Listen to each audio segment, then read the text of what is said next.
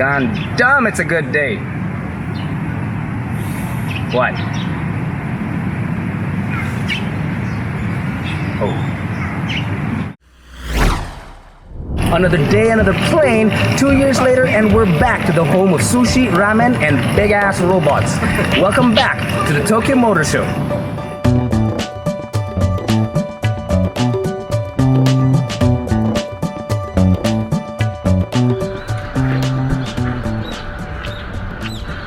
Where the hell are we?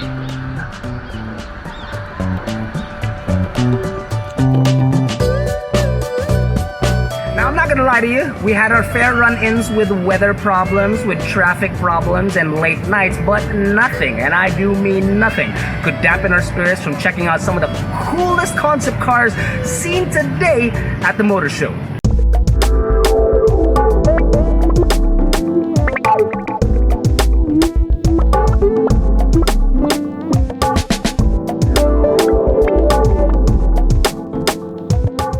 Before all that, Nissan took us to the headquarters to check out the livery for the new car of Formula E in 2019, Nissan 6 Series. This car looks badass fast. Dressed in mostly matte black, this thing looks like it could go from 0 to ridiculous in like half a fart. It's amazing!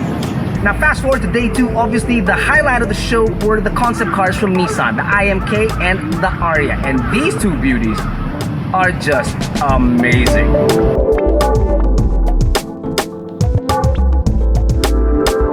After that, the following day brought us to the driving exercises, obviously one of my more favorites. We drove 2 things, the Leaf and to experience the ProPilot. Now the Leaf, although fun, we did drive it around a test track, so closed roads, right? That was pretty cool. But then whipped out, they did the new prototype Leaf, or the crazy Leaf as I'd like to call it. This thing is wicked fast. We did about 110 in that small dash. Forget about light speed.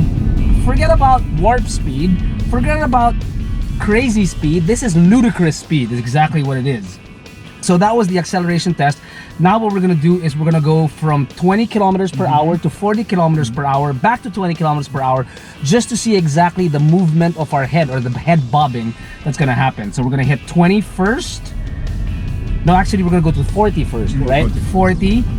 Once we hit 40, we're gonna hold it for 3 seconds. 3, 2, 1, release the pedal, and we're slowing down, but our heads are not bobbing. That's pretty cool. We're gonna go head back to 40 to see if it's just sure, make sure it's not a fluke. 40 kilometers per hour. Art, you ready? Ready. 3, 2, 1. My head's not bobbing. Is your head bobbing? It's not bobbing. That's pretty good. So this is the slalom test. We are at 60 kilometers per hour, and then accelerate, right? Yes. Okay.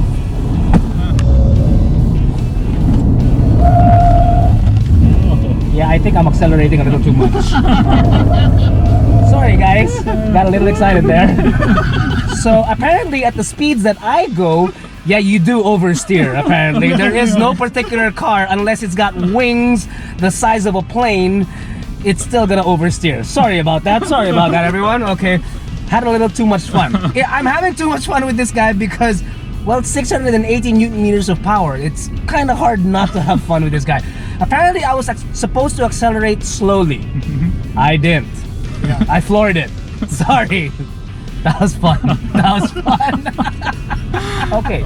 This next test is we're going to be going around in a circle, and we're going to enter the gates at 30 kilometers per hour. And then we're gonna pass another set of gates that we're supposed to accelerate to 60 kilometers per hour. Once we do, the road is actually wet. And we're gonna see how this crazy Leaf compares to the ordinary Leaf, which is when we lost control a little bit on the normal Leaf. In this thing, we're gonna see if traction control is actually working. Is the traction control on or off? On, now. On. Now it's on. I need to hold down here. Yeah, you should hold. You should hold. I'm driving. So, okay, here we go. 30 kilometers per hour. Hey, Art, you ready? Ready. Here we go. Let's go. Okay, I had to get off the accelerator because it kind of slid. So I had to back off a little bit, but not as much as I thought. I think we were still going pretty fast. Now that the traction control is off, we're gonna see what the difference is like. Is everybody ready? Okay. Traction control is off. Okay, here we go. 30 kilometers per hour at the blue cones. And then I'm just gonna nail it. Here we go. Go! Oh, I'm telling you, it's a lot more fun. That's for sure. It was a lot more. You know what? Can we do it again without the traction control? That's so much fun. But it is. You can definitely tell that there is. It's a lot more dangerous. It's scary. Definitely. So, is there any chance that we can steal this car and bring it back to Manila? Can we do that? I had to ask. I just had to ask. Now the second part of the drive was taking the Skyline out to public roads, and I got a treat because Najima-san was my driver. How many people can say that the CEO drives for them? I can. That was cool. So, but anyway, back to the technologies of the ProPilot 2, which is available in the Skyline. This thing, it's quite scary and calming at the same time. I don't know if that jives. It's scary because you take your hands off the steering wheel and it does drive for you in a straight line. Make sure that it tilts every so often. But the cool part about it is that if you want to change lanes, all you gotta do is press a button. It will change lanes after detecting everything around you using 3D mapping. It can detect motorcycles, cars, vans, everything. And now it moves into play, overtakes a couple of cars, you press a button and it moves back into the lane. And because of its GPS, it's so cool, or rather it's so smart, that when you come to an exit, the car actually starts veering for the exit. It's very different in the sense that you want to hold on to the steering wheel itself. Obviously, you still need to assist it. It's not totally autonomous.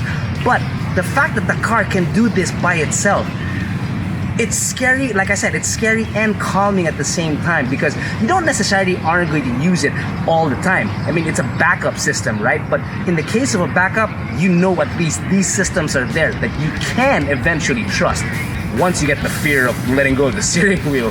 Now, the last day of this trip was an absolute trip for us journalists, but a big risk for the people at Nissan. See, they took us over to the Design Center, made us sign NDAs, and brought us to a room where, you guessed it, it's got the future of Nissan inside.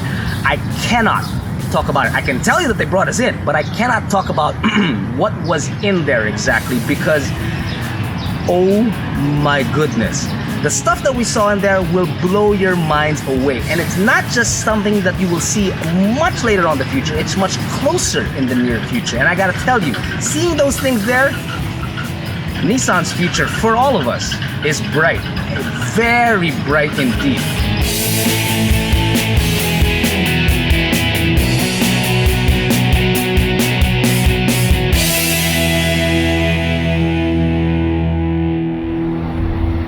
You realize this is going to be the death of me, right? Things I do.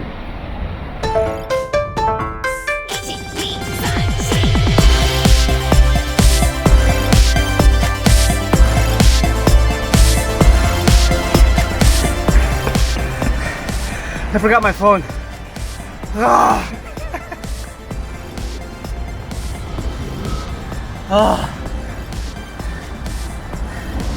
Bacon. I need bacon.